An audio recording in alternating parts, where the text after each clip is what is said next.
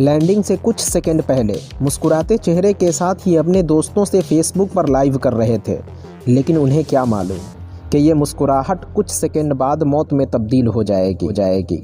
साथ ही नेपाल की मशहूर गायिका नीरा छंतेयाल तो टिकटॉक स्टार ओसिन आले समेत प्लेन में बैठे 72 लोगों में से एक भी जिंदा नहीं बचा। दोस्तों, अब सबसे बड़ा सवाल ये है कि नेपाल में ही क्यों इतने प्लेन हादसे देखने को मिलते हैं। आंकड़ों की बात करें तो पिछले 30 साल में 28 तो 22 साल में 17 प्लेन क्रैश हुए हैं।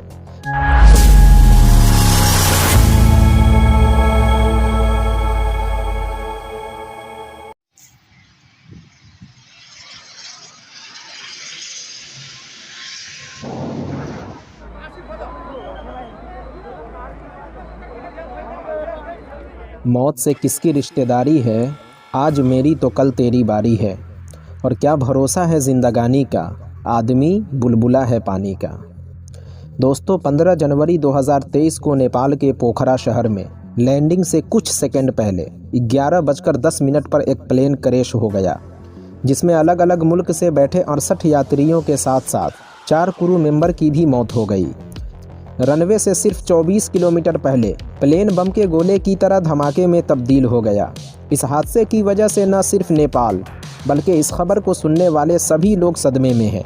इस प्लेन में बैठे 4 इंडियन दोस्त जो गोरखपुर से थे, उन्होंने काठमांडू से पोखरा आने का फैसला बस के ज़रिए किया था, लेकिन ठीक प्लेन के उड़ान भरने से कुछ पहले बस के ज़रिए किए जाने वाले 10 घंटे का सफ़र प्लेन में बैठकर सिर्फ 30 मिनट में करने का फ़ैसला कर लिया। लेकिन उन्हें क्या मालूम कि ये सफ़र उनका आखिरी सफ़र होगा। लैंडिंग से कुछ सेकंड पहले मुस्कुराते चेहरे के साथ ही अपने दोस्तों से फेसबुक पर लाइव कर रहे थे, लेकिन उन्हें क्या मालूम कि ये मुस्कुराहट कुछ सेकंड बाद मौत में तब्दील हो जाएगी। साथ ही नेपाल की मशहूर गायिका नीरा छंतेयाल तो टिकटॉक स्टार ओसिन आले समेत प्लेन में बैठे 72 लोगों में से एक भी जिंदा नहीं बचा। दोस्तों, ये सोचकर ही कलेजा मुंह को आता है कि इन 72 लोगों के परिवार पर इस वक्त क्या बीत रही होगी। इस हादसे को देखकर दिमाग में एक ही बात घूम रही है कि इंसान की ज़िंदगी का कोई भरोसा नहीं। ये कब है और कब ख़त्म हो जाए, इसकी कोई गारंटी नहीं। 10:32 पर काठमांडू एयरपोर्ट से विमान ने उड़ान भरी और सिर्फ 40 मिनट बाद ये प्लेन क्रैश कर गया। दोस्तों, अब सबसे बड़ा सवाल ये है कि नेपाल में ही क्यों इतने प्लेन हादसे देखने को मिलते हैं। आंकड़ों की बात करें तो पिछले 30 साल में 28 तो 22 साल में 17 प्लेन क्रैश हुए हैं। 15 जनवरी 2023 को क्रैश हुए प्लेन की हम बात करें तो रनवे से 24 किलोमीटर पहले पायलट ने लैंडिंग गियर खोल दिया। लैंडिंग गियर खोलते ही अचानक प्लेन बड़ी ही तेज़ी से नीचे की तरफ आने लगा।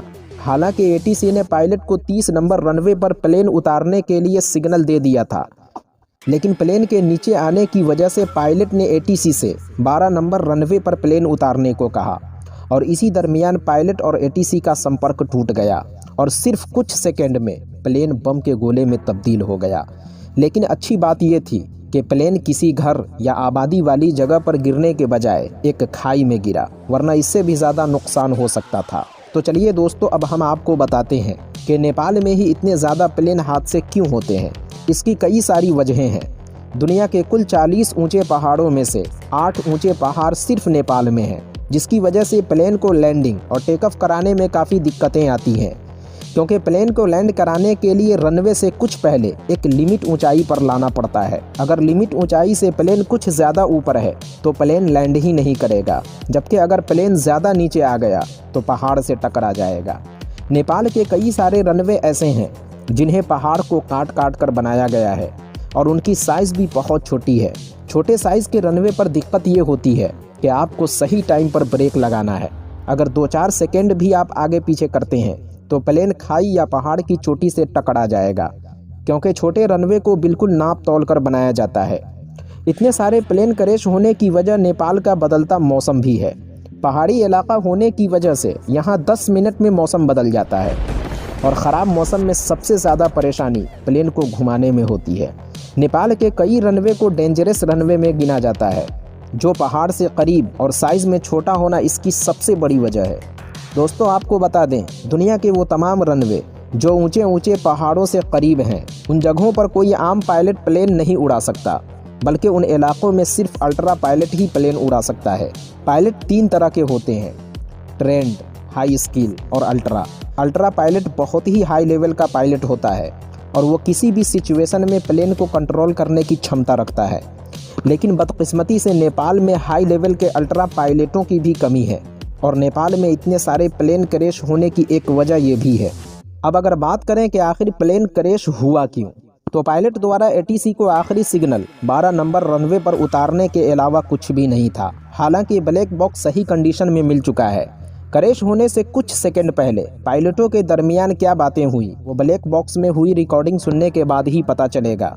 खैर, इस दुखद घटना को देखने के बाद सिर्फ हमारी नहीं बल्कि सभी के दिल से यही दुआ निकली होगी कि आइंदा ऐसी घटना कभी न हो। तो दोस्तों, आज की वीडियो में बस इतना ही।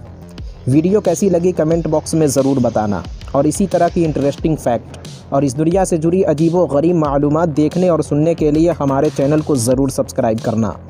मिलते हैं एक और नई वीडियो के साथ, जब तक के लिए अपना ख्याल रखना।